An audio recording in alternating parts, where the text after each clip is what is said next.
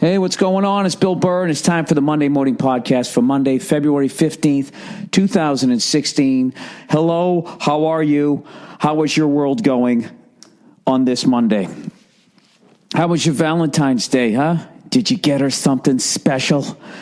If you're a smart son of a bitch, you're either not in a relationship or you're not taking her out until tonight or tomorrow or whatever, whenever the prices go back down again. You know, and by the way, if enough people start doing this and the old fucking restaurants get wise to it and they start making their prices higher, Valentine's Day prices a few days before, a few days after, then fucking wait a week, wait a month, do it a month earlier. It's the biggest fucking ripoff probably of the year, other than probably what's going on to Bernie Sanders, but I don't really understand. I guess she has some super delegates, you know. Oh, fucking Hillary Clinton's got the super. She already has the super delegate. She already has 100. She only needs 120, whatever the fuck that is. Jesus Christ, it's like playing bridge, trying to keep up what's going on. I have no idea. All I know is I like that Bernie looks like an old dog trying to eat a meal when he's talking. The fucking jowls going and the weird things that his fingers do. I like it. I could look at that for 4 years. I got to admit, and as much as I don't like all the racist shit Trump is doing, I do love some fucking jerk-off yelling at other politicians. So that part has been enjoyable. You're a liar. There weren't any weapons of mass destruction, and they knew it. I mean, he sounds like he's quoting some podcasts. I have no idea. At some point, I'm going to start paying attention. There's got to be some even-keeled so-and-so out there. I have no fucking clue. I have no clue. And last week I said that I hated when people in the public eye talk about politics. You know, that's not true. I hate when they fucking tell me why I should vote for somebody. Oh, shit. Were you the guy from Interview with the Vampire? Oh, yeah. Who should I elect for leader of the free world? It was like when Tom Cruise was talking about psychology. It's like, oh, yeah, you pretended to be a Shogun warrior and a NASCAR champion. Let me, by all means, let me listen to you talk about modern medicine. As long as you preface it with, like, I'm a fucking moron, I don't know what I'm talking about, but here you go, you know? But when you really start believing it, that's when you get in trouble. And maybe I believe it. Maybe this is the way I'm just sort of soft pedaling it to you. I'm playing the moron as I'm fucking feeding you putting a little ringworm in your fucking ear, whatever people say there with the fucking earworm, right? Some song you can't stand gets in your fucking head. You know, it's kind of a weird one is when a song you like gets in your head and then you don't mind and then you drive everybody nuts around you. Like Steve Gorman from Steve Gorman Sports sent me this link to this country star that's been struggling for a long, long time, and he finally got a big break. I believe he's a distant cousin of Roy Clark. I'm not sure, but his name is Wheeler Walker Jr., and he sent me a clip that I'll send you guys. It's a great fucking song for Valentine's Day if you're not in a relationship, for a man or a woman. And the hook has just been stuck in my head. And I really want to sing it to you, but it's going to ruin it for you. So go look up Wheeler Walker Jr. Well, I guess the song kind of ruins it. It's called Fuck You, Bitch. And it's really catchy. And it's, I don't know, it's kind of poetic. I really think the chorus really sums up what you feel when somebody breaks your heart. So, you know, country music, those country music stars, they can do that to you every once in a while. And it's nice to see someone go to the left. You know, those fucking country singers, those poor bastards, for all these fucking years, you know, they've been abusing drugs and, you know, going to Klan meetings and beating the shit out of their women. But when they get on TV, they got to do that family values thing. You know, they got to get, I just want to thank Jesus, and I just feel blessed that y'all just taking me into your hearts, you know. Hey, you want some potato salad? That stupid, phony fucking Southern thing where if you're from up north, the first time you see it, your heart melts when you hear that twang and you just think that they're the nicest fucking person. Nobody can stick the fucking knife in your back like a fucking southerner with that fucking, hey, y'all, I'm just fucking, they downplay it, they play dumb, but blah, blah, blah, blah, blah. And next thing you know, you're laying in a fucking pig trough about ready to get fucking eaten alive. That's how it goes down. All right? And that guy from fucking 50 snatches and 40 smoking barrels, that's where he got it from. Okay? Not from that cunt, you know. I don't know what the fuck I'm talking about. Anyways, I watched a brand new TV show last night, and I was really fucking disappointed. You know, I fucking turned it on. I needed a new show, and I thought it was going to be the one. You know, I was like, this is going to be it. It's Valentine's Day night, okay? Me and the lovely Nia, we're not going out. I had a fucking one of those tomahawk steaks frozen in the freezer. The fucking freezer, right? Defrosted that bitch all day. I watched like 30 YouTube videos. This is how I do it. This is how I do it. You know, if you're going to do a tomahawk steak, there's only one way to do it. As far as I'm concerned, I watched like 50 of those fucking things, and I just sort of like, I took a survey with temperature and time, flippage, and all of that stuff, and I went down the middle, and I got a little impatient with the big green egg. My temperature was a little higher than I wanted, so it came out of a medium rather than a medium rare, but it was still fucking delish. And there was a new series that I tried to get into last night, and I put it on, and it looked good. The acting was great, but the dialogue just wasn't there, and I tried to fucking fight it out for the first 20 minutes, and then I just looked over at Nia. Nia did one of those, yeah, you know, big inhale in the fucking eyes, like, this is, yeah. And then I was just like, well, let's shut it off. She's like, no, you know, we got to at least watch the pilot episode, you know, which is how she ended up marrying me. Because I believe 20 minutes into our relationship, she was like, yeah, but she fucking stuck it through, right? She kept panning for gold, and she found a little nugget, and she stuck with me.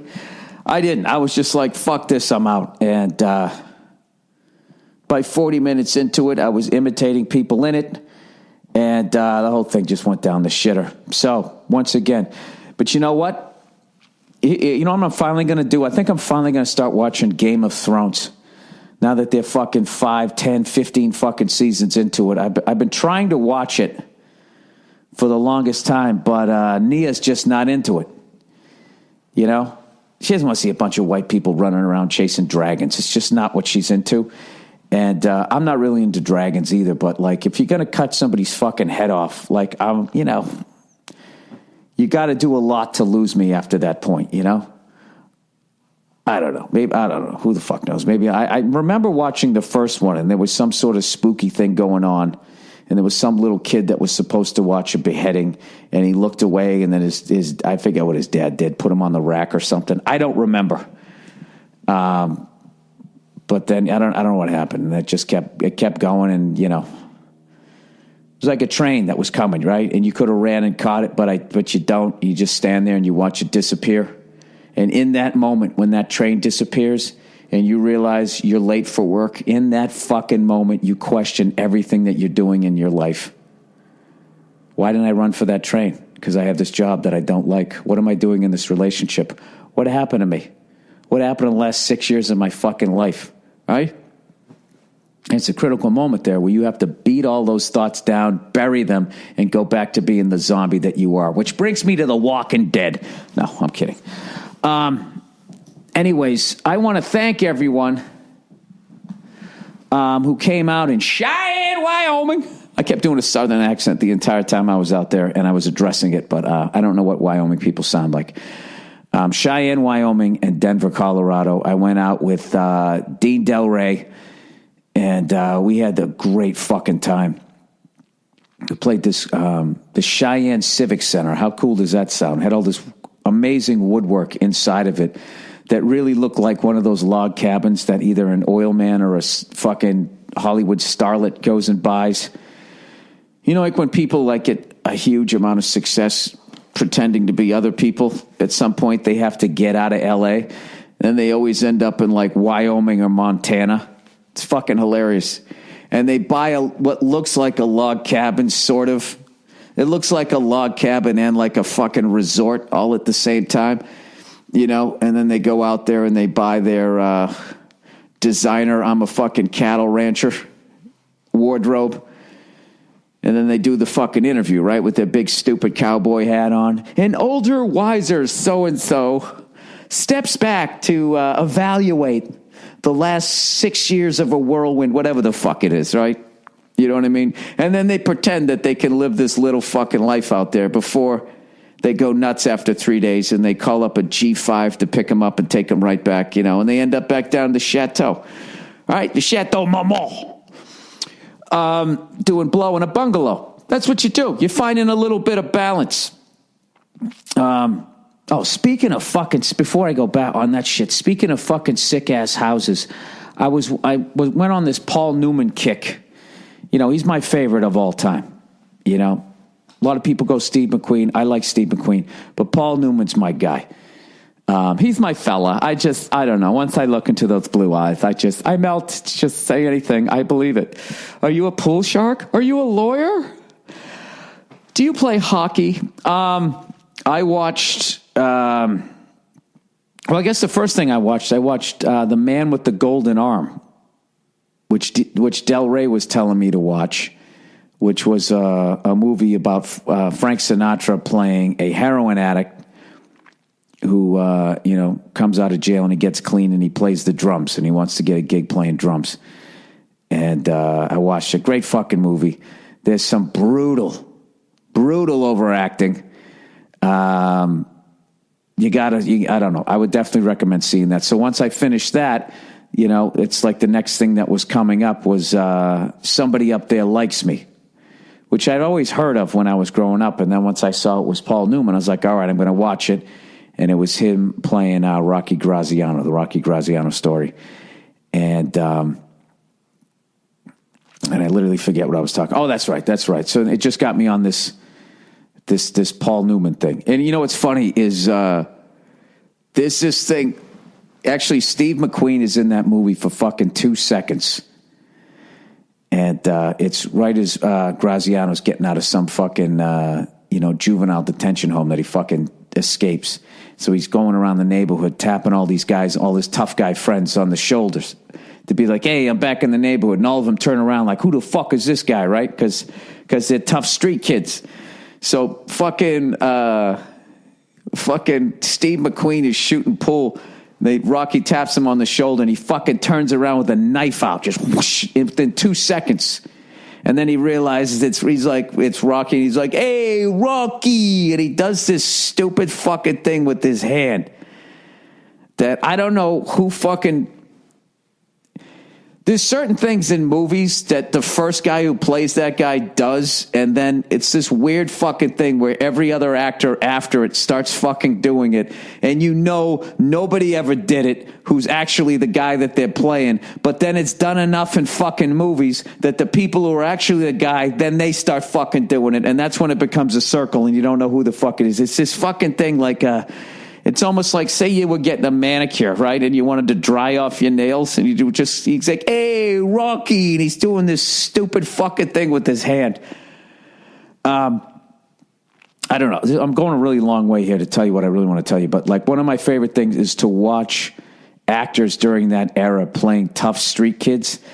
Like it's fucking cringeworthy. That fucking movie that Marlon Brando did. He's on the motorcycle. What the fuck was that one called? It's not The Wild Bunch. That was a cowboy movie. Rebel Without a Cause. No, that's James Dean. I can't remember. But you have to sit there and watch that shit. How fucking brutal it is. That West Side Story, which I don't think I've ever seen. I'm just going to throw that in there because I need 3 of them. I don't know. Whatever. So I started watching that. So then I finished that one. And then the next one that came on, I can't even remember the name of it. Fuck. Hang on a second. Now I got an IMDb fucking Paul Newman. He just has the bluest eyes. Paul Newman, IMD fucking B.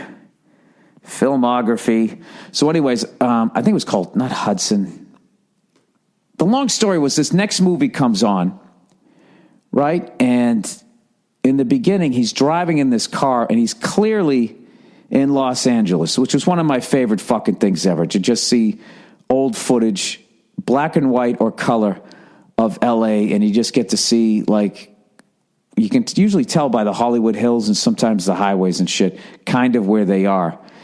And you'll see, like, train tracks and shit that they ripped up, those fucking cunts. Or you'll see, you'll just see how less populated it is. All right, here it is. Harper's the movie. The very beginning of the movie, he goes into a house, and Lauren Bacall's in there. Lauren Bacall, who married Humphrey Bogart, Bogey and Bacall, one of the great couples in Hollywood history. And, Humphrey Bogart, somebody that Frank Sinatra stole a lot of his swagger from. They were also the first Rat Pack, Humphrey Bogart and all his fucking crew. And not only did Sinatra steal a lot of Humphrey Bogart's swagger, he actually ended up fucking Lauren Bacall later on after Humphrey Bogart died, which is really fucked up. But anyways, I digress. So in Harper, he pulls into this fucking house that I could not believe. And I actually looked it up, and it still exists. Look it up right now if you're at work. Pretend that you're doing some sort of busy work. It's on 1011 North Beverly Drive, 1011 Beverly Drive. And this fucking house, I think it's just called the Beverly House. It's in Beverly Hills. Probably has one of the sickest fucking pools I've ever seen in my life. It's like a 3-tiered thing. The first 2 tiers, I believe, are just considered a waterfall. And first of all, it has like a half-mile driveway that he comes up around. And what's hilarious, which looks like the first year they had the Porsche, which at this point, by 1965, when they shot it, was just considered a piece of shit. Who would know that years later some baby boomer would pay like fucking $900,000 for it? So he's driving up, one of the fenders is like that fucking, what's that paint that they primered and all that shit? So he pulls up in this fucking house. You got to see the backyard of it. So actually, I looked the fucking thing up. I found out where it was. And the next time I fly a helicopter, I'm going to fucking fly over the house and check it out. It's actually just a little bit north of the Beverly Hills Hotel. But you got to check this fucking thing out. One of the great things about living in Los Angeles, a lot of people, always shit on living in L.A. But one of the I think L.A. arguably has some of the most amazing homes in the country, just for the simple fact that for whatever reason, I don't know if it's the weather out here or what, they haven't been torn down. So many of them, other places that I've been to, but they have like craftsman houses out here, and then they have all the Spanish, the Mediterranean style ones. They have, it's just incredible houses. So you got to check this one out. This house is actually kind of ugly. When you pull up, they shot The Godfather Part 2 there, but Part 1 there. This is actually the house where the horse's head scene. Spoiler alert, if you're one of the 2 people who've never seen that fucking movie, they shot that scene in there. And JFK and his wife Jackie had their honeymoon in this fucking house. And I just saw it recently. The last time it sold for $135 million. And all I'm doing looking at it, after buying my old ass house that was made in 1923, all I see is fucking 50,000 square foot of galvanized pipe and cloth wiring that they're going to have to somehow fucking redo. Well, sections of it. There's a little bit of copper pipe here, a little bit of wiring that was done correctly. But anyways, that's another cool thing about these fucking houses out there is that they've been around so long.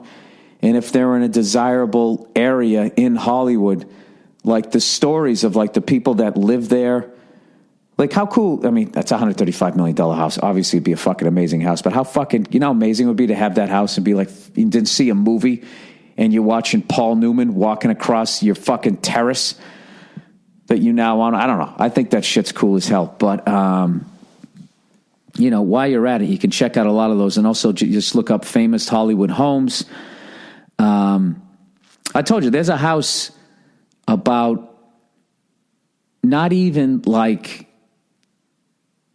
I don't know, maybe a 15-minute drive away from me. And in Los Angeles, 15 minutes is a big fucking deal. Sometimes just, 15 blocks. It can go one way or another. It can literally go like to I'm going to get stabbed to how the fuck can you ever afford to live in? How many people did you steal from to get this fucking? This guy's got a moat around his house. That's the way LA is. It's like really like patchwork. So like a 15-minute drive away from where I live, my neighbor told me there's a house that went up for sale. I think I told this story before. And it's an old-ass house. It's pre-Prohibition.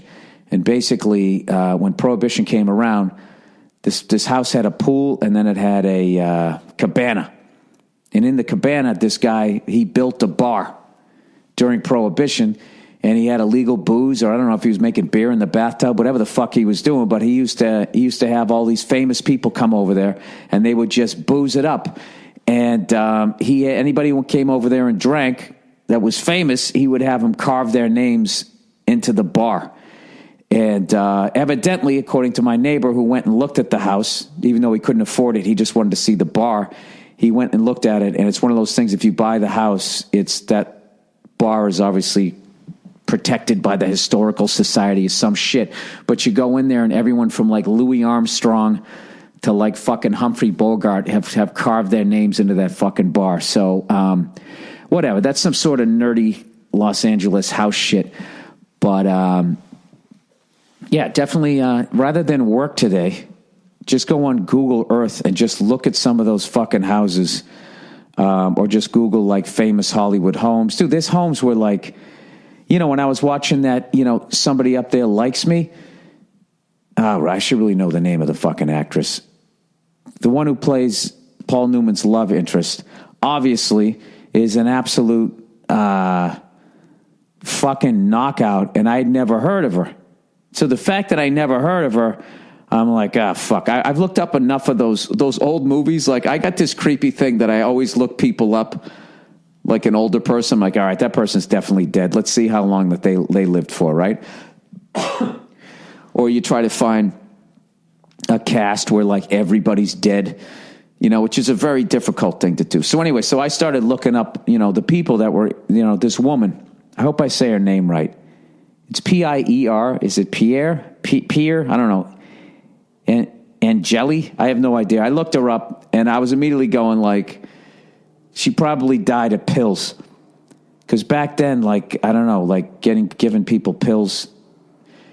Like, it seems back then, every guy either died of a heart attack in his 50s and 60s, or he died of cancer. And like 90% of the women died of an accidental, like, barbiturate overdose.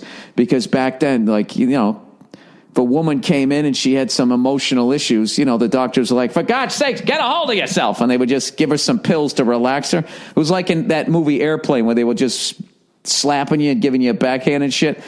So she was just gorgeous, amazing actress. And then, of course, I looked it up, and, she died accidentally. Some people say suicide. Some people say accidentally, at 39 years of age. And then I look it up, and sure enough, the place where she fucking overdosed is still there. That's another one of those things. It's a really fucking, it's either cool or creepy. All these fucking houses that people died in. There's another actor in there. This guy's Sal Mineo or whatever. I swear to God, who's a dead ringer for Ralph Macchio. He's in it, and he got fucking stabbed to death in like the mid-70s. It's fucking unreal, man. Like, a lot of people, a lot of stars back in the day, they didn't make it. They didn't fucking ride it out, it seemed. Like, just crazy shit happened to them. And I guess what I'm saying is that a lot of these houses still exist. And if you're sort of I guess I'm becoming morbid in my older age as I realize, you know what I mean? Your mortality, you start looking, how long did this person live? How did they live? How did they die? Fuck, is that going to happen to me? That type of shit. I don't know. All right, let's read let's read a little fucking advertising here for the week. Oh, Jesus! Would you look at there? MVMT watches, movement watches. This company, ladies and gentlemen, was started by two college dropouts with the idea to make quality watches that don't break the goddamn bank. They start at just $95. They're sold online, so they cut out all the bullshit retail markup. Movement Watches sent some over here, and I got to tell you, man, you throw one on your wrist, nobody has any idea that it's not a really expensive watch unless they sell watches or they come over and they touch it and they realize it's a lot lighter. Quality materials and sleek designs, the perfect everyday watch. It's easy. Order online today for free shipping, free returns, and a 24-month warranty.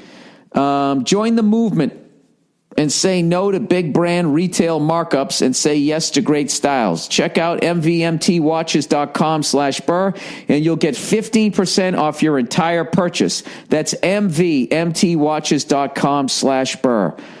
All right, the next one, Dollar Shave Club, everybody.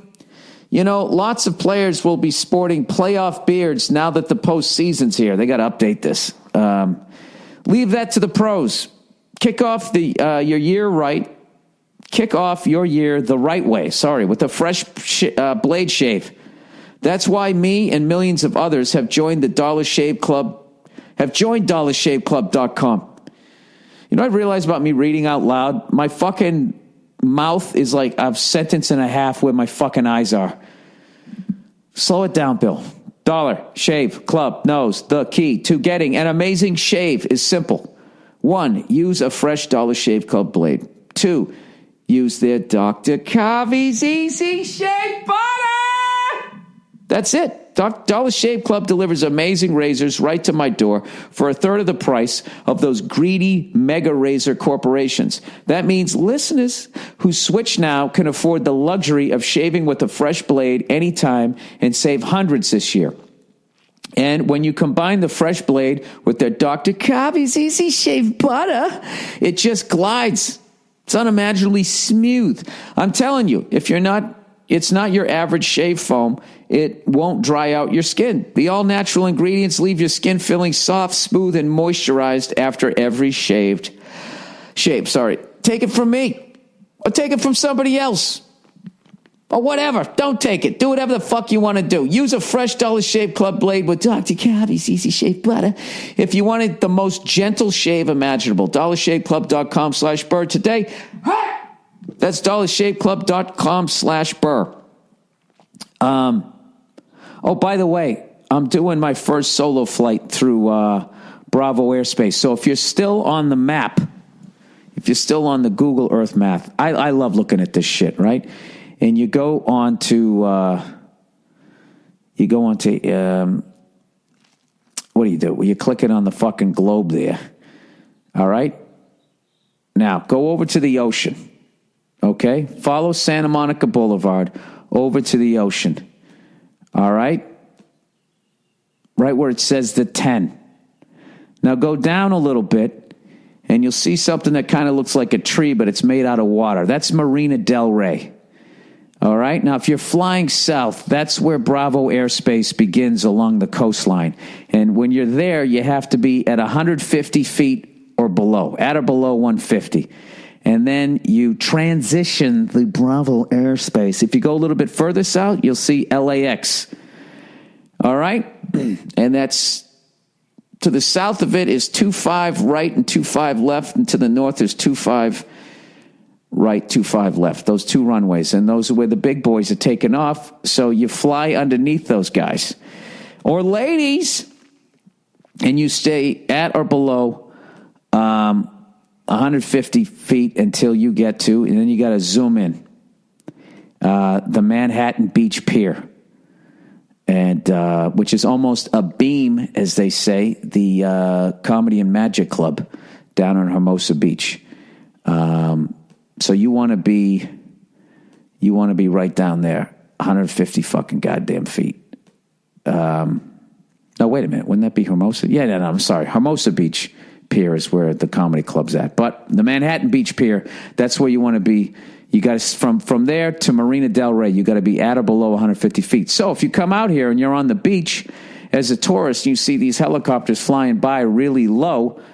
They're not buzzing the beach looking at you or whatever. They are transitioning the Bravo airspace. So I'm going to be doing that. I don't know on what day, but that's my big goal this week with the helicopter thing there. But anyways, let's get back to the podcast here. Where is it? What else did I want to talk about? Oh, how about those Boston Bruins? Now I know we lost to the Red Wings. I didn't get to see the game yet. I have it taped. I'm a game behind. I watched I'm actually a game and 2/3 behind. I watched the first quarter of us beating the Wild, and Brad Marchand scored again, his 12th goal in 12 games, and I actually looked up the ticker, and I saw that he scored his 13th fucking goal and in 13 games. The guy's on fire, and I saw his goal in the Minnesota Wild game, a shorthanded goal, just a beautiful pass, and I don't know, it's fucking awesome, man. He's going to have, he's on his way. He's going to have like 40 goals this fucking year. And I got to say, just the Bruins and the Celtics this year, both of them, I was just going to be like, this is, after all the moves they made, I just kind of felt that neither one was going to be that competitive, and it was going to be tough to watch them this year. And I think they're both overachieving. It's been fun to watch them. Although for some reason, my fucking recorder stopped taping the Celtics games. I was really getting into it, watching Isaiah Thomas and Crowder, Jay Crowder, and who's the jam band guy? I finally learned his fucking name there, Kelly Olynyk, right? I was enjoying watching it. And our young coach there, who I still don't know his fucking name because I always tape the games and they talk to him and I just fast forward through all of that shit. And then they just show him. I think his name's Stan, or Steven, something with an S. Sean. I don't know. But he looks like a baby, man. The guy's like fucking 15 years younger than me, and he's coaching the Celtics. He's doing a great job. And evidently we got a couple of number one draft picks. We're in a great fucking position. I missed the All-Star Weekend stuff. I saw some of the dunking stuff. And Kevin Hart. Did anybody see Kevin Hart? He went up against some other NBA guy. I can tell I don't watch fucking NBA. He went up against a professional basketball player in a 3-point contest. Should I give you a spoiler alert, or should I do the clickbait? And the results will surprise you. Who gives a fuck? He actually beat the guy. And what I loved about it, besides being a big fan of his stuff and everything, was when he went to start shooting his 3-pointers, they were playing disrespectful music underneath him. They were playing this, isn't this like, it's adorable. Or isn't it silly that this little man is going to come out here and try and beat one of our professional athletes? And they were right through the first 2 racks. And then he fucking closed strong. And I think he might have beat him on the last ball. You got to see it, man. I mean, it's pretty fucking impressive. If I remember correctly, a long time ago, he was telling me that before he was a comedian, he went to a basketball camp that had a young, unknown Kobe Bryant and that type of shit. So, but still, man, it was a long fucking time ago. Since then, he's gone all the way to selling out the Eagles football stadium, doing stand-up comedy. You'd think that his basketball game would drop off a little bit, that maybe he'd be a little rusty at the Y. Forget about being able to beat a fucking NBA player in a 3-point contest. It was pretty goddamn impressive. So anyways, let me get back. Jesus Christ. Wyoming. Cheyenne, Wyoming. So I go there, and this was the last of the 50 that I had to do. So, of course, I'm reading all up on Wyoming and all that type of stuff, and I see that Yellowstone Park is right in the northwest corner of it, and I'm like, well, fuck, I got to go up there and go do a gig in the middle of nowhere at some point, and maybe I'll do a nice run through Montana, Idaho, and all that shit, the Dakotas. I get into all that fucking nerdy shit, right? So we do the gig. We have a great time. I take some pictures with some people afterwards. And when I was on stage, I was saying, hey, where should we go tonight if I want to go out and have a pot, right? So, of course, everybody's yelling out everything at the same time, and I can't hear anything. So I'm like, one at a time. And then just in the back, this guy yells out, "The green door!" Said to go to the green door, and then the whole crowd just goes, don't go there. And I was like, I didn't even need you guys to say that. The green door just sounds like some creepy serial killer place. So I go, I'm not fucking going there. So then somebody said, I forget the fuck it was called, the Cadillac Lounge or something. I took a picture of it. So I decide, all right, that's where the fuck we'll go. We'll go over to this thing. I'm actually looking up the picture right now on my phone here. Come on. Where is it? There it is. The Cadillac Ranch, sorry.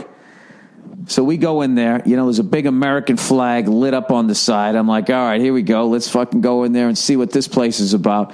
And we went in there, and I got to tell you, man, it was the most diverse group of fucking people I've ever seen in my life. And I think for the simple fact there was no other place to go. So there was like a group of bikers. There was soldiers. There was like ranchers. There was a group of lesbians. And then there was just filler people that you couldn't really tell what the fuck they were. They was older, younger, the whole fucking thing. So we're in there like, wow, man, look, this is nuts. And then it had a real like cowboy kind of feel to it. Yet there was like a fucking DJ playing like modern music. It was fucked. So we're in there, and Dean, for whatever fucking reason, is just pointing at shit, and people going, look at that fucking guy. Look at this shit. Look at this fucking bar. And I'm sitting there going, Dean, stop pointing at shit. Stop pointing at shit. And Dean's been sober for like 20 fucking years, so he's got no excuse. He just kept pointing at shit. And then finally, I was talking to a couple of the people in there. I was talking to this guy that was in the middle of taking a 2-year welding class, which of course was really interesting to me. I was talking to him about that shit. Was talking to some other people, and then at one point somebody said, hey, you want a whiskey? So like my thing now when I go on the road and I drink, I have a beer and a whiskey or a scotch, and then that's it. I call it a fucking night. And it's been working out great for me, you know what I mean? So I have a nice little taste, but then I don't get hammered, and then I'm fine the next morning, and I can work out and shit, right? So this guy offers, he comes over, hey, I got to buy a drink. I said, well, I'm just getting a beer. And I said, well, all right, well, I was going to get a whiskey too. He goes, well, what do you want? He goes, we got a local fucking Wyoming whiskey. I was like, all right, when in Cheyenne, let's fucking do it, right? So he gets me this fucking shot, and he brings it over, and it was almost like see-through. Now, I don't know if they did whiskey and water or what, but I fucking took a sip of it, and it had no bite or anything. I was just looking at him like, dude, what the fuck is this? And he goes, well, it hasn't been aged at all. I got to tell you, dude, it was the worst whiskey I've ever had. And my apology to the person who bought me the shot, I couldn't finish it. I said, Dean, look at this fucking thing. And Dean was just like, yeah, dude, that looks like piss. So, and then at that point, I wasn't looking, but Dean was saying that the biker people were mean mugging everybody. And he goes, dude, let's get the fuck out of here. So we get out of there. And, as we were driving over there, I noticed that there was a liquor store with a drive-through. So I was like, oh God, I got to get a picture of that. So I pull over, I get a picture of it. And then I'm just like, dude, I got to do it. I got to go to a drive-through liquor store. So I fucking pull up. I posted video of this, and I just wanted to get one beer. And the guy goes, well, I can give you like the 24 ounce. So I got like a Budweiser. I'll repost the video on the Monday Morning Podcast Twitter page. So I went up, I ordered a fucking beer. And what was really cool is it had the old remember the old air hoses when you would pull up at the gas station, and it would ring the bell like ding, ding as your car pulled in. It was so fucking cool. And,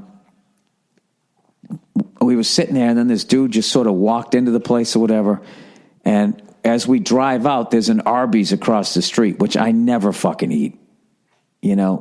Fucking fast food roast beef. I mean, I like to think I'm a courageous person, but that's just that gets a little too shady for me, right? I'd rather eat the pink slime.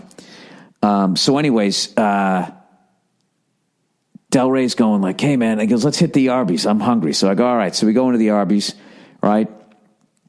He orders some shit, and then I ordered like some chicken sliders, which I shouldn't have fucking got. They were fucking disgusting. It was like eating the heel of some chick's fucking boot, just the way they were shaped, like clogs. They were just fucking gross. So we go around to the drive-thru, and this is right across from the drive-thru liquor store.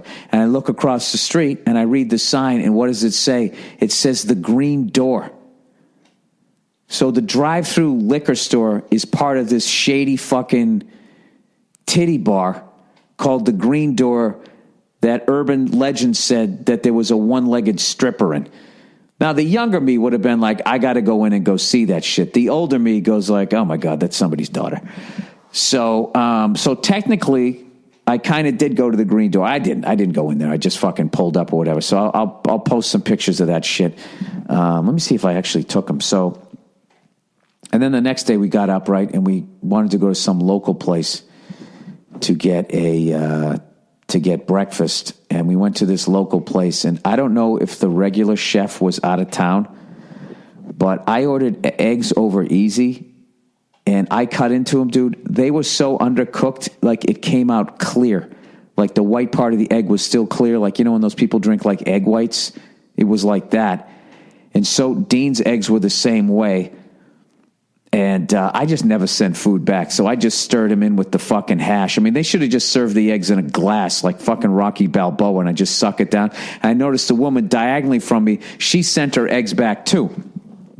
And then in the end, when I went to pay, she was just like, "How was it?" And when I said it was great, I kind of stumbled. I went, "It was great." And then she goes, and then she immediately looked up. She goes, "Was everything okay? Was everything okay?" So. I'm just guessing that the normal chef was out of town, so I'm not going to out this place as being something bad. But it was pretty rough. It was one of the worst breakfasts I've ever had. But when we came back down, we were driving down to Denver. I literally feel like a little kid right now. Like I'm just telling you every moment of this tour. But Dean's a big motorcycle guy. Been riding for 30 years, so they had this huge fucking Harley Davidson dealership right on the 25 as we were coming down. So we stopped in, and I didn't know, but Harley has a new bike that's just right out of my childhood. It's called the 72, and it's got the big spoked front wheel. It's got the handlebars. It's like fucking Arthur Fonzarelli's bike, which obviously was fucking from the 50s or whatever. But I haven't ridden in like a year and a half, and I don't know, man. I think I got to ride that bike. I think I'm going to rent it just one day. There's a park up around where I'm at. I'll rent it on like a Sunday and just go up there in the morning time and just fucking ride it around and bring it back. I'm too much of a pussy to ride all the time because, I got too much to fucking lose.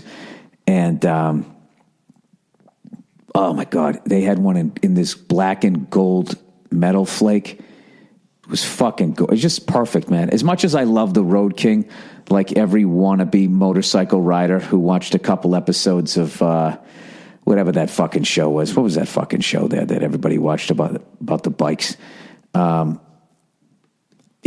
every fucking wannabe badass who doesn't have a tattoo and is not a motorcycle guy. Like Del Rey took a picture of me on the fucking 72, and I just started laughing. I was like, how much am I not a motorcycle guy? Like, do you realize what a fucking nerd you have to look like to sit on a Harley and still look like somebody you could bully?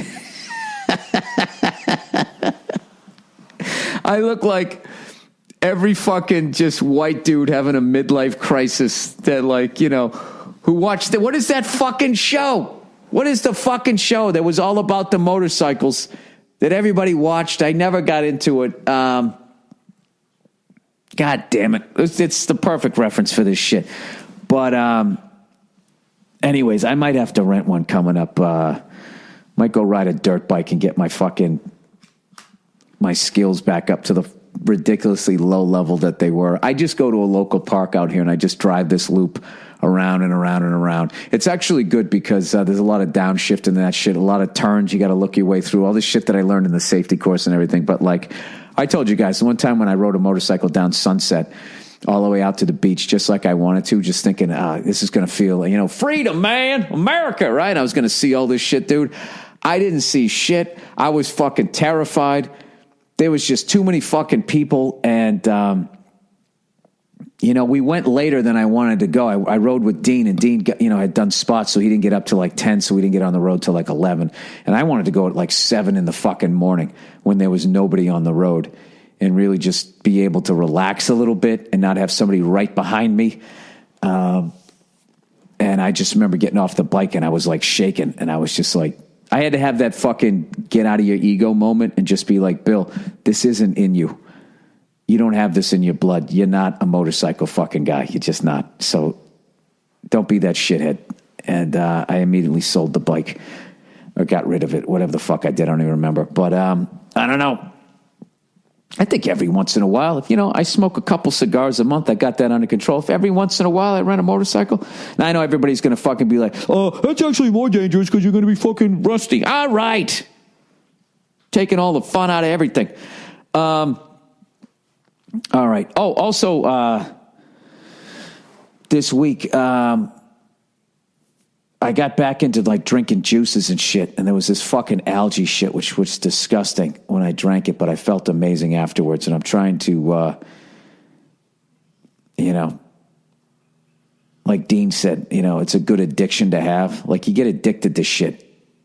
I realize that. And if you're addicted to like working out and good stuff, that's obviously a much better thing for you. So I might try to get back into that type of stuff. But anyways, this past weekend on Saturday night when I got back, I went to this music cares event, and every year they honor somebody, and whoever they're honoring, everybody comes out and just does this person's music. So say they were honoring AC/DC, a bunch of famous fucking musicians that are into AC/DC would come out and do all their songs and switch them up and do different versions of them. So it was Lionel Richie, right? Oh, what a feeling, right? So I go to this fucking thing, and it was unreal. It was like Lenny Kravitz, Usher, who I couldn't believe how small he was. He fucking crushed it. John Legend, Stevie Wonder. All right, all these monsters, and then Stevie Wonder. And I knew Dave Grohl was going to go on, and I'm like, how the fuck is Dave Grohl going to follow this? Is he going to play drums and sing? Is he going to come out with his blue guitar and sing? And he just went up and just sang a song. That was it. He told this fucking story about, when he broke his leg. Remember he fell off the stage? Well, he broke his leg. He was talking about all the outpouring from the fans and all that. And then one day he just got this giant fucking basket of muffins. The biggest basket, I guess, ever. This fucking giant thing. And there was no note or anything on it. And as he's telling this story, the band's sort of just playing, some music underneath it. And he's telling this story. He's got people laughing, but they're listening and all that shit. And then like 2 days later, I guess he got a call from his manager who said, Lionel Richie just called up to see if you got the fucking giant basket of muffins. And then he just goes, so I just, I forget how he fucking ended the story. I'm butchering it now. Right as he ends the story and you realize that it was Lionel Richie, they kick into his song, You Are. And Dave Grohl just crushed it. You know that song, You Are the Something, You Are the Rain. And he just was up there singing it, fucking crushed it. Went on after Stevie Wonder and crushed it. So I got to do that. What was funny was I went down there and I'm not a suit guy, but you had to wear like a shirt and tie, dude. And I swear to God, like I don't know, just like me when I was on the motorcycle, when I had on that suit and tie, dude. I don't know what it was. Sometimes I look all right, but the thing about suits is if you gotta buy them, like they go out of style really quick. And this one was like 3-4 years old. I just gotten it dry cleaned to some show the last time I wore it, and I put this fucking thing on, and I was talking to Nia. I was like, and I just kept going, I look like an asshole, right? Like, she's like, no, you look fine. I go, yeah, I don't think so, man. I look like an asshole. So the whole fucking night, anytime I would walk into the bathroom, it was a long fucking night. It was like a 4-hour fucking thing, and anytime I would go in there and I would wash my hands and I would just sit there and I would look at myself in the mirror, I just kept laughing. What a fucking jerk off I look like. I don't know. It wasn't a good scene. I don't like hating myself. It's not a good place for me to be. I just say, I think it's time to retire that suit. All right, let's get into some of the fucking questions here for the week. Here we go. Judge Scalia. Bill, listener from Virginia here. The death of Judge Scalia brought out some jokes on social media, and a lot of people took the angle that they were happy that he died. Now, I'm assuming this is somebody on the Supreme Court because I don't pay attention to this shit, but I did see some stuff about this is the first time the Supreme Court won't be conservative. He goes, what's your position on making jokes about being happy people died? Thanks for that laughs. I think you mean thank you. Thanks for the laughs. My position on making joke about, well, yeah, I think you got to be. I think you got to be like a dictator for people to do shit like that. Yeah, I mean, I wouldn't say don't do it because there's always a joke. I mean, someday when I die, there's going to be a joke. I mean, I know, and if I'm hovering around as a ghost, I'm going to laugh about it. What the fuck do I care? I'm a ghost at that point, right? I didn't go to hell. All right, I'm floating around. I can deal with this. But yeah, I don't do that. Well, look, if you just make a joke, that's fine. But if you're doing it because you didn't share like their political views, yeah, I'm not into doing that type of shit. Like, you know, some shithead. I'm going to start doing this, like the shithead tweet of the week. Somebody sent me a text today telling me that I needed to distance myself. Bill, just to let you know, you need to distance yourself from so-and-so. And then sent me a link. And this is somebody that I've been friends with for 20 fucking years. And then I see this link, and it has to do with being a vegetarian or eating meat. And the name of the video is so-and-so is an ignorant moron, which right there, I love, like, that's your angle, like, to get someone to listen to your opinion. Right there, I just look at it like this is just somebody trying to make a name for themselves, trashing somebody that has made a name for themselves, you know, with some over-the-top title. First of all, I love is an ignorant moron. Like, that's like redundant. You know, he's a stupid, not smart person. Like, I need to distance myself from someone who's been a great friend for 20 years because of their dietary decisions. You know, because they talk about food and nutrition in a way that's a truth that they believe, and all this, you know, like, and then what? You're a fucking genius, you know, and it's just, you know, I don't know why people do shit like that. So that kind of ties into, you know, I would never, obviously, you know, I don't know. I would never tweet at somebody like that. You need to distance yourself from this person because I don't agree with their workout regimen. And the same thing with like that. Like, if I wouldn't be happy that somebody died because I didn't like their political views. You know what I mean? I always have that in my head. Yeah, it's somebody's dad, somebody's husband or some shit, you know, it's whatever. If he was a gay judge, that's somebody's boyfriend, right? I don't fucking know. I don't do shit like that. But if somebody does, you know, I'm not the comedy fucking police. All right, summer home. Bill, my wife wants to own a home by a lake in New Hampshire. That's fucking awesome. I'm trying to convince her that it's cheaper to just rent a sick house every summer for a couple of weeks instead of paying $15,000 a year in taxes on top of the mortgage. Help me sort out this business, please. Go fuck yourself. Well, what I would say is, you know, you can rent out your house, your summer house, you know. This is what I would do. Okay, I would buy that house on the lake, and then I would just rent the whole fucking thing out. And then whenever I wanted to go, I would rent some other place. You know what I mean? And this is how I'm weird, because I wouldn't want to go into a place that I owned knowing that everybody fucked in my bed. I would rather go to a place knowing that a bunch of people fucked in somebody else's bed. It makes no sense. What you should do is buy it and then rent it out. I mean, buying property is always great. However, if you're having a rough time, like I'm a big believer in paying down your first house.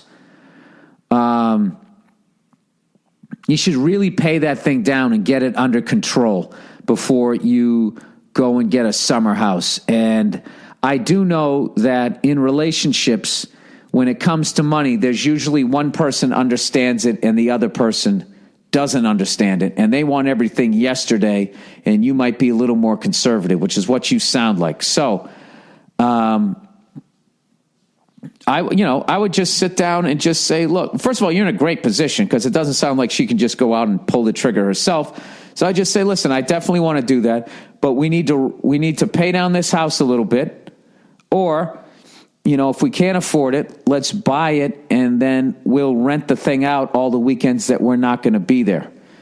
I think there's definitely a smart way to do it. But I would just sit down and write out all the points that you want to make and then draw a smiley face. This is what I do when I'm being a smart person because I know how short a fuse I have. And I write all this shit out, everything that I want to say and all that stuff. And then I draw a smiley face reminding me to not lose my temper, reminding me that other people are entitled to have different opinions and, and not to be a cunt. I didn't do that a couple days ago and ended up having a big, stupid fight over the bathroom sink. I'd gone on the road and it started to clog up and I didn't have time to fucking fix it. But, we had Drano. So I figured, my wife would fucking handle it. And I come home to brush my teeth and I turn it on. And within fucking 2 seconds, it's already filling up. There's a puddle. It's completely backed up. And, it's usual shit. Usual shit in a relationship. You say to somebody else, did you notice? No, I didn't notice. And in your head, you're like, how the fuck did you not notice this shit? But what I learned in that argument is I have to understand that there's shit that she's looking at me at about, like, how the fuck do you not notice it? And it's just because I'm just not wired like that. And that's why you get married. Hopefully you're a yin and a yang. I finally said it right. I didn't say yin and yang. I said yin. Y-I-N. I think that's the first time publicly I've ever said it right. They're going to be good at the shit that you're not good at. And I actually had a great day with Nia yesterday. Like, I didn't do shit for once. And we just hung out all day. And, we watched some movies and shit. We made a little bit of food. And I always forget that every once in a while, you got to hang out with each other rather than just being roommates, to remind yourselves, like, oh yeah, that's right. We actually really love each other. I forgot about that shit. And I don't, the amount of times I've had to fucking learn that, If you get married, you really start doing the math, like, dude, fuck this shit. I don't need anything. I will literally give her everything. I will fucking just give you fucking everything. And I will walk out with the shirt on my fucking back and I will start all over again. Like, I think that that's the way to fucking do it.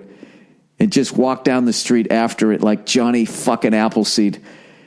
And, because I really think you just get into having all of this fucking stuff. But if you just let go of all of it, then you don't have it. I think getting divorced could be a really light feeling. This is how far I went over an argument over a clogged up sink before I came to my senses. I was walking down the street with a stick with a bandana and a peanut butter and jelly sandwich in it. Then I was just finally like, what am I doing? Stop being a fucking idiot. All right, let's get to some advertising here. All right, MeUndies, everybody. Oh, gee, I got to sing this quietly because we have company over here right now. Boo-doo, boop, boop, MeUndies. MeUndies. No more sweaty nuts. Boo-doo, doo, doo, MeUndies. MeUndies. Keep it dry with your butts. What? That doesn't make sense. I said nuts and I was thinking butts would rhyme. You know what? I got to retire this fucking song. I need some new bits on this goddamn thing. All right, MeUndies. All right, this year, don't be predictable and show up at your Valentine's Day dinner with some last-minute box of chocolate or bouquet of roses. Bouquet? I don't know how to say it. That are going to die in a week anyways. Give the gift everyone's talking about. MeUndies, MeUndies, taking care of your taint. Boo-doo-doo-doo. MeUndies, MeUndies. Your balls will say you're a saint. Show your special. Tell you that fucking guy up there, he's a fucking saint. He's keeping us dry over here. Show your special someone just how much you care with a present you'll both love, a gift that looks great and feels great, something that says you deserve the best. I have to tell you right now, if you give somebody underwear for a gift, you better be fucking them or they better be your kid, because other than that, it's fucking weird. give your kid underwear, there you go. Jesus Christ, straighten up and fly right, Have a little respect for yourself, and then if you're with the person intimately, you can give it to them. There's no fucking way. Actually, as a joke, you can do that. I was actually thinking the other day when I went to buy my wife a Valentine's Day card. I was looking for the blank ones because I hate the fucking Valentine's Day cards. They're either over the top gross or they're just fucking like too distant. It's very hard to find that one that's the nice balance of I love you, but let's not be gross. So I was looking for the blank ones, and I came to the sympathy cards, and I just was thinking, like, you know what? I really want to stand up with Joe DeRosa again and then send him a sympathy card afterwards, telling him I hope he feels better and everything, and just basically write, Joe, I saw your set last night. I know you're going through a rough time. I don't know. It was funny to me. Anyways, let's get back to the MeUndies thing. Treat yourself and your boo to a matching pair of MeUndies, the world's most comfortable underwear. This underwear is comfy as it gets. MeUndies are made of modal fabric, meaning they're twice as soft as cotton. And they don't just feel great, they look great too. MeUndies comes in tons of cool prints and styles, and new designs come out every month. You won't want to miss February's limited edition designs from the legendary Keith Haring. This retro design is inspired by love, making it the perfect Valentine's Day gift. Well, it's over. Grab yourself a pair and celebrate the holiday sporting matching underwear with your sweetheart. How do you do it? You go to MeUndies.com/Burr now to get 20% off your first order. That's 20% off at MeUndies.com/Burr. All right, Stamps.com. Sometimes it feels like there aren't enough hours. Sometimes it feels like there's not enough hours in the day. You know what? You're just flustered, even when you're working past the 9 to 5. So, if you're still making time-consuming trips to the post office, you need a better way. Use Stamps.com. With Stamps.com, you can get the postage you need the instant you need it. Buy and print official U.S. postage for any letter or package right from your computer and printer. You'll save money with Stamps.com, too. It's just a fraction of the cost of one of those expensive postage meters. Plus, you'll get special postage discounts you can't even get at the post office. I use Stamps.com to send out all my posters. I'm a moron. If I can figure out how to do it, so can you. Right now, sign up for Stamps.com and use my last name, Burr, for this special offer, 4-week trial plus a $110 bonus offer that includes postage and a digital scale. Go to Stamps.com before you do anything else. Click on the microphone at the top of the homepage and type in Burr, B-U-R-R. That's Stamps.com. Enter Burr. And as always, if you want to contribute to this podcast, next time you're going to buy something on Amazon.com, just go to my website, BillBurr.com, click on the podcast page, and there's a link to Amazon. All it does is take you to Amazon. It doesn't cost you any more money. I just get credit for driving traffic to the site. All right, Trash Man, everybody. Hey, Billy Bubbles. Billy Bubbles in the rain. I went to high school with a guy who picks up my trash. I get along with him, and I always wave, and sometimes if he's not rushing, I'll have a short conversation with him. Last week, I saw my neighbor yell at him. He wasn't a jerk back, but he wasn't a dick either. What? He wasn't a jerk back, but he wasn't a dick either? Later on that day, my neighbor came over and asked me if I'd make a statement about the issue that he harassed her. I saw the whole thing go down. He didn't harass her. She yelled at him for coming a day late during a week when a holiday pushed everything back a day in terms of sanitation pickup. What a cunt. She said that even without my statement, she's going to press charges and file a complaint. I'm going to call the town or police and let them know what's going on. I'm so livid that she would ruin this guy's life. He's a great dude. Thoughts on how I should handle this? Should I report her for lying? Abso-fucking-lutely. And I would take time off from work to testify that she's a lying whore. Abso-fucking-lutely. Who the fuck yells at a trash man? The service that they're providing, fuck her. Fuck her, dude. You know something?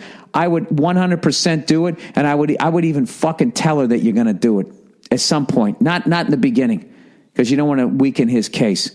But I would do it without a doubt. And when the whole fucking thing goes away, I would let her know that you did that, and I would let her know what a small person you think she is, and that she's disgusting, and to stay away from you and anybody else that you love because she's subhuman. There. How was that? Dilemma. Dear Bill. Oh, what a fucking whore. You came a day late and then you harassed me. Gee, you know what I bet she does for a living? She sounds like a blogger. Always playing the fucking victim and always going down and just trying to get somebody in trouble and try and fuck over their ability, to earn a living. What a fucking twat. All right. Dear Bill, would you rather have to live in an air balloon for a month, never having set down, or would you rather live in a submarine, never breathing the surface for a whole month? Both scare the shit out of me for a whole month, but I think I choose the submarine. Seems more natural. Yeah, and there's also a bathroom. I wouldn't want to have to shit on people and pee. Well, I would obviously wait till I was over a rural area. Yeah, plus you'd be inside. You'd have a bed. When you're in the submarine, you have a blanket. You get to be down there with all the fellas. Hey. No, man. I mean, I think it would be cool to fucking look out the window and see all the fucking, the sea life and all that shit. I would go fucking nuts down there, but, I don't know, fucking up there in an air balloon. Gets cold or hot. You're really dealing with the fucking elements when you're up there. It starts fucking raining. Yeah, I don't know. I would get over that really quickly. But I think being in a sub, you're down there. You could play cards. You could fucking break each other's balls or whatever. I don't know. Yeah, I would think I would much rather do a sub. And if I had to die either way, I'd rather die in a sub. I'd rather have it just fucking, if you're going to die in a sub, that's going to be quick. It's just over, right? Yeah, I don't know. Yeah, I don't know. Sometimes maybe it might not be quick if they close that door. Yeah, those are two terrifying things. I got to go with you. Got to go with you on that. All right, dilemma. Billy boy. If you had to choose which holiday to get canceled and never celebrate again, would you choose Valentine's Day or President's Day? Who deserves more recognition? Your girl for doing what you do all year without a holiday? That's hilarious. Yeah, we don't get a holiday. Or maybe I read that wrong. Or presidents who may or may not be horrible people who hurt the country. I'd cancel President's Day because I'd rather keep the one that involved chocolate being around. That's a good reason for it. If I had to get rid of one, I don't think anybody really celebrates President's Day. I don't really consider it a day off. It's kind of like Flag Day. You know what I mean? Or Buttermilk Pancakes Day. Isn't there one of those fucking days too? Jesus, you want me to cancel a holiday? I wouldn't cancel Valentine's Day just because women like it so much. Believe it or not, I am a cunt, but I'm not that fucking bad. So I'd keep that one. Yeah, you know what? Fuck President's Day. All those guys are bought and sold anyways. You've seen it with Hillary Clinton and Bernie Sanders. You've seen how the Democrats are just going to pick her because she's going to play ball. They're all tied into the fucking,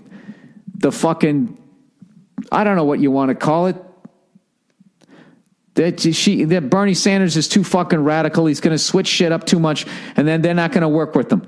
Even if Bernie Sanders gets fucking elected, they're not going to work with them. They're going to show their fucking true colors. They're just a bunch of, they're all bought and paid for. They're all, how the fuck did the Clintons got $3 million to throw their kid a wedding? You know what I mean? Give me a fucking break. Because you went out and you gave speeches to all the people that fucking financed your campaign, and then you hooked them up and looked the other fucking way. I swear to God. Do you wonder how the fucking pharmaceutical companies and the people who fucked up the food supply are able to do it, and there's nothing behind it? It's because they fucking paid everybody off. I swear to God. All right, I'm on my. This is why I always vote for that third party guy. And everybody goes, "Oh, you're throwing away your fucking vote." How is throwing away my fucking vote voting for someone who's a decent fucking human being? I swear to God, people they don't want to try to do what's right. They just want to win. They want to be like, "Oh, my guy won." Oh, I'm on my stump again. See that? Every time I sit there and I trash people for fucking giving their public opinion, then look at me. I do the exact same thing. I am what's known as a hypocrite. A hippie. All right, that's the podcast for this week. I want to thank everybody that came out. Cheyenne, Wyoming. I know it was last second, but I had a great time. I had a great time in your state capital. It was just a really, really cool fucking town. And I had a great time in the Cadillac Ranch there. That sounds, I swear to God, like the fucking Bunny Ranch. It sounds like a fucking whorehouse, but it wasn't. It was cool talking to the people there. And thank you to everybody, that bought me a beer and a shot and all that shit. And thank you everybody in Denver, by the way, which was just a fucking insane show.